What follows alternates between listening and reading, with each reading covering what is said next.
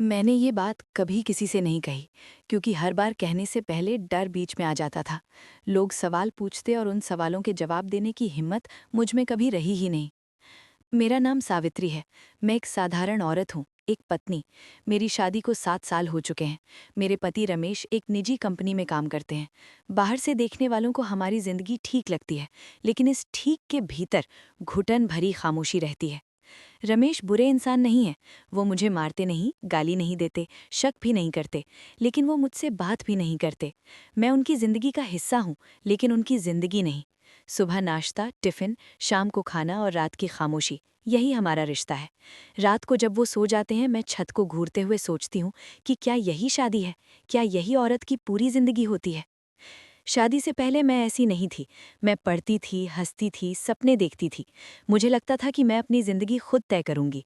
उसी वक्त मेरी ज़िंदगी में नीलिमा आई।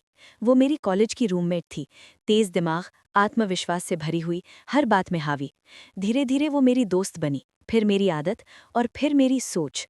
वो तय करने लगी कि मैं क्या पहनूं, किससे बात करूं, क्या सही है और क्या गलत। अगर मैं कुछ अलग सोचती तो वो कहती कि मुझे दुनिया की समझ नहीं है। एक दिन मैंने उससे अलग रहने की बात की। उस दिन उसकी आंखों में गुस्सा और अजीब सा डर था। कुछ ही दिनों बाद मैं शहर छोड़कर घर आ गई और जल्द ही मेरी शादी हो गई। मुझे लगा था कि अब सब ठीक हो जाएगा, कि मैं उस सारे से दूर निकल आई हूँ। लेकिन 6 महीने पहले वो फिर मेरी जिंदगी में लौट आई। एक शाम रमेश के साथ सड़क पार करते हुए मेरी नज़र उस पर पड़ी। वही चेहरा, वही ठंडी मुस्कान। उसने मुझे देखते ही कहा, तो यहाँ तक आ गई हो। मुझे आज भी समझ नहीं आता कि मैंने उसे अपने घर क्यों बुलाया। शायद डर की आदत पड़ चुकी थी। रमेश को वो बिल्कुल पसंद नहीं आई। वो बार बार पूछते कि ये कब जाएगी। मैं हर बार कहती कि बस 2 दिन। लेकिन वो ऐसे रहने लगी जैसे घर उसी का हो। रसोई में चीज़ें बदल देती, मुझे टोकती, मेरे हर काम में कमी निकालती। सबसे डरावनी बात ये थी कि मैं फिर चुप हो गई थी, बिल्कुल पहले की तरह। धीरे धीरे रमेश और मेरे बीच झगड़े बढ़ने लगे। वो कहते कि मैं बदल गई हूँ। मैं कैसे बताती कि मैं कभी वैसी थी ही नहीं जैसी वो समझते थे। एक रात उन्होंने साफ कहा कि या तो नीलिमा जाएगी या वो।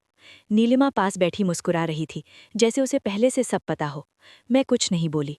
अगले दिन रमेश घर छोड़कर चले गए। अब घर में सिर्फ मैं और नीलिमा रह गए थे। उसके बाद उसने अपना असली चेहरा दिखाना शुरू किया। वो कहती कि देख लिया, कोई तुम्हारे साथ नहीं रहता।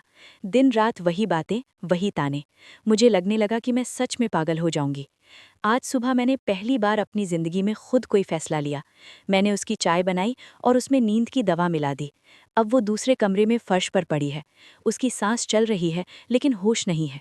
मेरे हाथ कांप रहे हैं और दिल जोर जोर से धड़क रहा है। अब मेरे सामने 2 रास्ते हैं।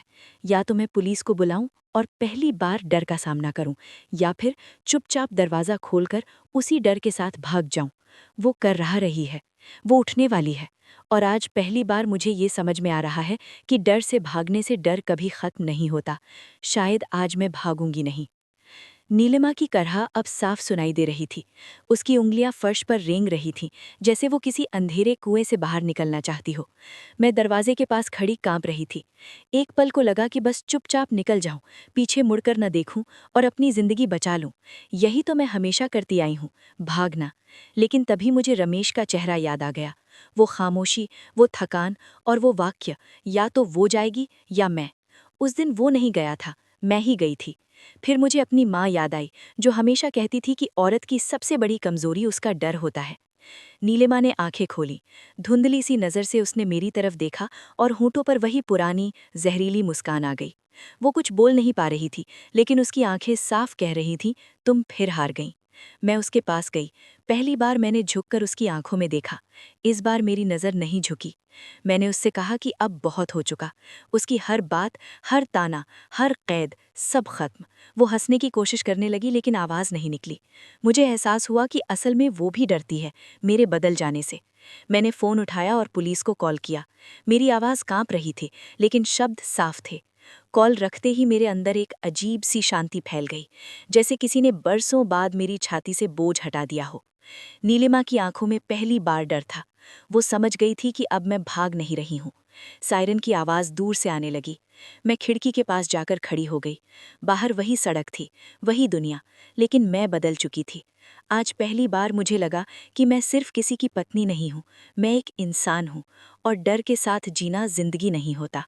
अगर ये कहानी आपको अंदर तक हिला गई हो, तो समझिए ये सिर्फ एक कहानी नहीं, बल्कि कई खामोश जिंदगियों की सच्चाई है।